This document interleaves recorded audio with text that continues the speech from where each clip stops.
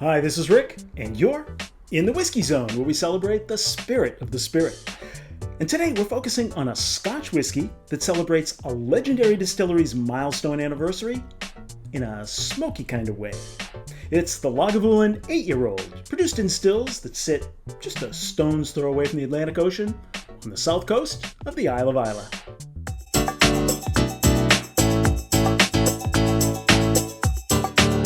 This 8-year-old release was originally produced to mark the 200-year anniversary of the founding of the Lagavulin distillery by a man named John Johnston in 1816.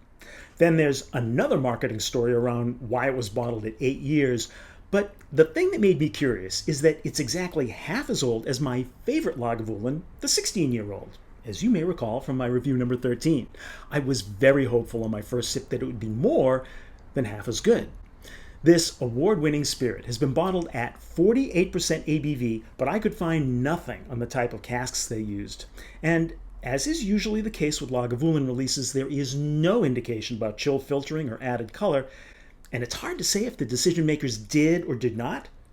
But since they don't tell us, I'll assume it's yes to both, especially since it's now one of their regular core offerings. However, the color of this whiskey is quite light. In fact, it looks a little like white wine. And when we tip the glass, those oily legs, they're running thick and strong. So I can smell this Lagavulin from across the room, which is a good thing. Let's dive into the nose. It just smells like a Lagavulin. What's that mean? Well, it's light, almost floral on the nose, like maybe some of those beautiful seaside Islay flowers. There's lovely peat. It's almost buttery. I really do love this. Definitely some sea spray. So far, what I would call a typical Lagavulin.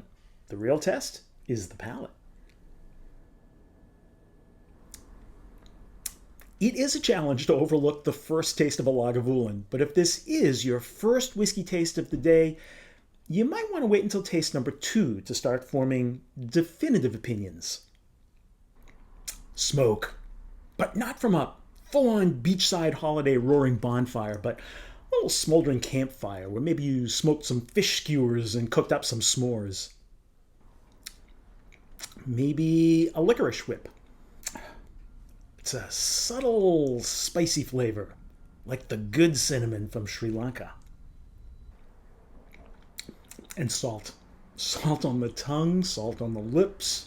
And you can see I'm smiling, so that's a good thing. Now, it's 48% ABV, which is close to the border of where I'll add water, but what the heck? Let's give it a try.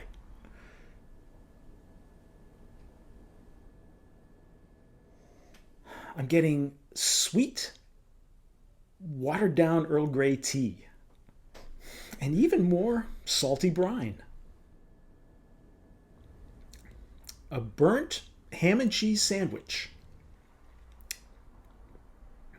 No, more like a burnt peanut butter sandwich. And more licorice.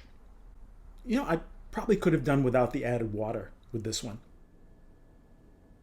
The finish is very long. There's a pleasing smoky taste that lingers, but not in an overpowering way. Some nice settling peat, salt water, and a single wet cigarette.